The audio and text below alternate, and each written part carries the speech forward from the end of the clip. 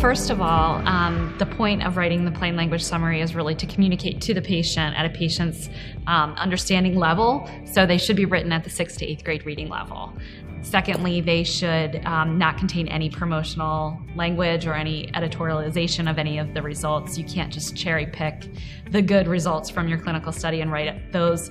You don't have to have an editorial review board of patients necessarily for every single one, although some sponsors feel that that's necessary for their therapeutic area or their patient population. In general, when sponsors first start to consider incorporating plain language summaries into their organizational processes, they think it's going to be easy. The challenge is taking a clinical study report, which can be anywhere from 600-700 pages to 150,000 pages, taking that document and summarizing it down into 10 to 12 pages at a very understandable level is really difficult, and there's an art to it.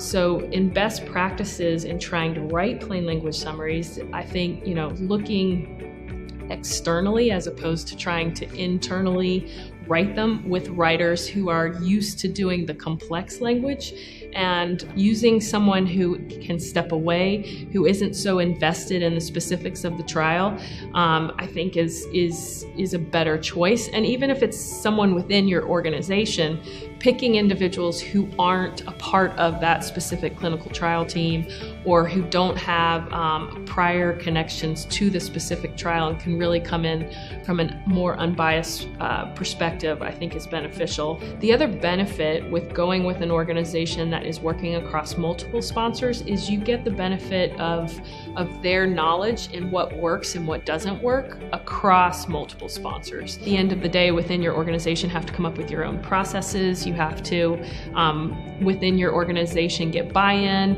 and that is difficult to do when you don't necessarily have the best practices from a broader perspective. Establishing a kickoff meeting so that all the players who are going to be involved in the development of the plain language summary know their role and know what's expected of them in finalizing the plain language summary. I think that's also a best practice.